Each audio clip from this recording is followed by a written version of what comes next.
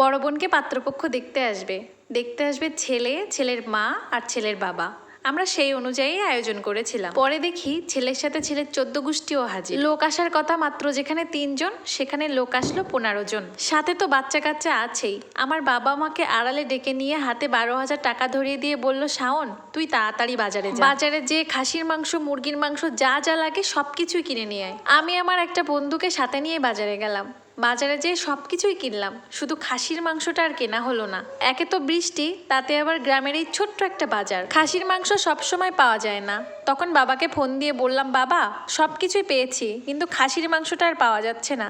বাবা আমাকে তখন বলল, তুই যেভাবেই পারিস খাসির মাংস নিয়ে আয়, খাসির মাংস ম্যানেজ কর, তা না হলে যে আমার মান সম্মান থাকবে না রে বাবা। তখন ঝুম বৃষ্টি হচ্ছে। অনেক কষ্ট করে একটা বাইক ভাড়া করে গেলাম থানার বড় বাজারে, যে খাসির মাংস কিনে নিলাম। খাসির মাংস আনতে আর বাসায় আসতে আসতে একটু দেরি হয়ে গেল। বাবা আমার দিকে অসহায় দৃষ্টিতে তাকিয়ে বলল, এত দেরি করলি কেন? এতগুলো রান্না এখন এত অল্প সময়ের মধ্যে কিভাবে করবে? বাবাকে বললাম, তুমি এত চিন্তা করো না, সব ব্যবস্থা হয়ে যাবে।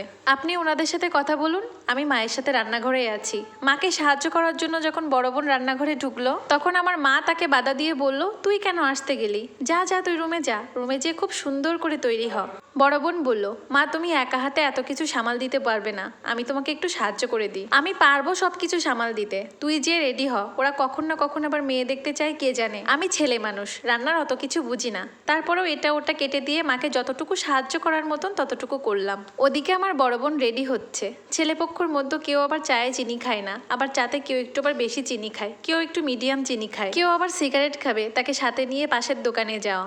আবার যে ছোট বাচ্চা টাচ্চাগুলো আছে ওদেরকেও একটু দেখাশোনা করা। এই সব কিছু দেখতে দেখতে দেখলাম আমার ছোট ভাইটাও অনেক ক্লান্ত হয়ে গেছে। এদিকে 5 মিনিট পর পর বাবা রান্নাঘরে আসছে, এসে বলছে, কি গো রান্না কত দূর এগোলো? কপালের জমে থাকা ঘামটা মা আঁচল দিয়ে মুছতে মুছতে বলে, এই তো হয়ে গেছে, আর একটু সময় দাও। তাড়াহুড়ো করে রান্না করতে গিয়ে মায়ের হাতে কয়েক জায়গায় তেলের ছিটা লেগে ফোসকা পড়ে গেছে দেখলাম। রান্নার পর্ব এইমাত্র শেষ হলো। আমি আর বাবা নিজের হাতে সবাইকে খাওয়াচ্ছিলাম। খাবার পরিবেশন করার সময় আমার বাবা বারবার বিনয়ের সাথে বলতেছিল, জানি না রান্না কেমন হয়েছে, খুব তাড়াহুড়ো করে রান্না করেছে তো, যদি কোনো ভুল ত্রুটি হয় অবশ্যই ক্ষমা দৃষ্টিতে দেখবেন। আমি আর আমার বাবা যখন ওনাদেরকে খাবার পরিবেশন করতেছিলাম, তো ওনাদের খাবার স্টাইল দেখে মনে হচ্ছিল ওনারা 3 বেলা কোনো 5 স্টার হোটেলে কাঁটা চামচ দিয়ে ভাত খায়। এখানে হাত দিয়ে ভাত খেতে ওনাদের অনেক প্রবলেম হচ্ছিল। ওনারা যতটুকু খাবার খেয়েছে তার থেকেও অধিকাংশ খাবার ওনারা নষ্ট করেছে। বাচ্চা কাচ্চা খাচ্ছে না বলে বাচ্চার মায়েরা ধমক দিয়ে বলছে, এই তুমি খাচ্ছ না কেন? এই নাও মাংস, মাংসটা পুরা শেষ করবে, শুধু মাংসই খাও। তখন বাচ্চাটা বলে ওঠে, না আমি আর খাবো না। তখন তার মা আরো ধমক দিয়ে বলে, কেন খাবে না কেন? খেতে পারুক বা না পারুক, মাংসের পুরো বাটিটা বাচ্চার পাতে ঢেলে দেয়। যাই হোক, খাওয়া দাওয়ার পর্ব শেষ করে মেয়ে দেখার পর্ব শুরু হলো। আমার অনার্স পাস করা বোনকে তারা গীতা পাঠ থেকে চণ্ডী পাঠ, ধর্মগ্রন্থের ইতি উতি, এমনকি তার হাতের লেখা দেখানো, চুল দেখানো, হেঁটে দেখানো থেকে শুরু করে নাক হাত কান বোচা কিনা সেগুলোও জেনে নিল। তার বেশ কয়েক মিনিট পর পাত্রের মা আমাকে ডেকে বলল, আসলে মেয়েটা না আমাদের পছন্দ হয়নি, আমরা আমাদের মেয়ের জন্য একটা সুন্দরী মেয়ে খুঁজছিলাম।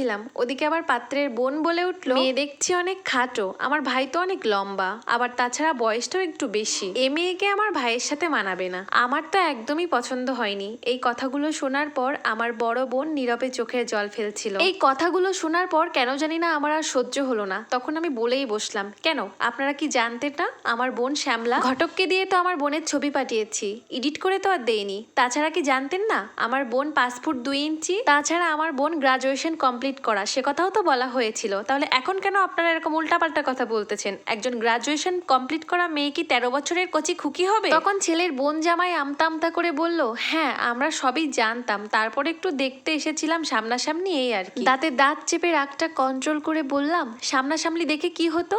সে তো আর শ্যামলা থেকে ফর্সা হয়ে যেত না, তার উচ্চতা তো আর বেড়ে যেত না, তার বয়সও তো আর কমে যেত না। তাহলে শুধু শুধু আপনারা এত কষ্ট করে আসতে গেলেন কেন? এদিকে পাত্রের বড় বোন রেগে যেয়ে বলল, আমরা মেয়ে দেখতে এসেছি বলে কি দোষ করে ফেলছি নাকি? তার কথার প্রতি উত্তরে আমি বললাম, না আপনারা কোনো দোষ করেননি, 3 জনের জায়গায় 15 জন এসেছেন, এটা আপনাদের কোনো দোষ নয়। খাবার খাওয়ার থেকে নষ্ট করেছেন বেশি, এটাতেও আপনাদের কোনো দোষ হয়নি। আপনারা আপনাদের ছেলের জন্য ফর্সা, উচ্চ লম্বা এবং শিক্ষিত অল্প বয়সী মেয়ে খুঁজছেন, যার কোনোটাই আমার বোনের মাঝে নাই, আর সেটা জানার পরেও আপনারা এখানে চলে এসেছেন নাচতে নাচতে। এটাতেও আপনাদের কোনো দোষ নেই, দোষ করেছে তো আমার বাবা মা। কেন তারা এরকম একটা মেয়ে পেটে ধরলো? দোষ্ট করছে আমার বোন, কেন সে নীরবে এতগুলো অপমান সহ্য করে নিচ্ছে? দোষ্ট করেছি আমি, কেন এখনো পর্যন্ত পায়ের জুতো খুলে আমি হাতে নেইনি? আমার কথা শুনে বাবা আমার গালে থাপ্পড় দিয়ে ওনাদের কাছে ক্ষমা চেয়ে নিল। তারা সবাই সেখান থেকে চলে গেল।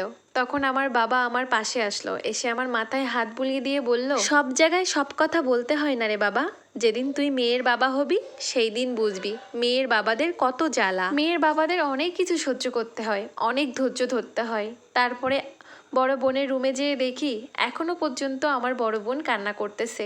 আসলে 15 জন মানুষের সামনে রিজেক্ট শব্দটা শোনাটা যে কতটা কষ্টের, সে যে শোনে সেই একমাত্র জানে। এদিকে আমার ছোট্ট ভাইটা, যে এতক্ষণ ধরে সবকিছু সামলেছিল, সব আত্মীয় স্বজনদের সমস্ত কথা শুনেছিল, অবশেষে ক্লান্ত শরীর নিয়ে শুধু ডাল দিয়ে ভাত খাচ্ছে। অথচ কিছুক্ষণ আগে এ বাড়িতে রোস্ট, পোলাও, খাসির মাংস, আরো কত কি নানান পদের খাবার রান্না হয়েছিল। হ্যালো আমার বিউটিফুল অডিয়েন্স, এই স্টোরিটা একটা বাস্তব জীবনের কল্পনা চিত্র মাত্র। এবার এই স্টোরিটা সম্পর্কে আমি তোমাদের কিছু বলতে চাই। এটা কল্পনা হলেও বাস্তবে এরকম ঘটনা অহরহ ঘটে চলেছে।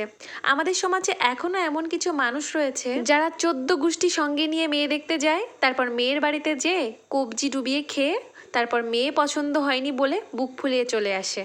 কেন রে ভাই, 14 গোষ্ঠী তো আর বিয়ে করবি না? বিয়ে করবে যে, তাকেই তো পাঠালে হয়। যে বিয়ে করবে সে আগে মেয়েকে দেখে আসুন, যদি পছন্দ হয় তাহলে পরিবারকে জানাবেন, নয়তো ছোট লোকের মতন মেয়ের বাড়িতে যেয়ে কাণ্ডে পিণ্ডে গিলে আসবেন আর লাস্টে বলে আসবেন মেয়ে পছন্দ হয়নি। বাহ।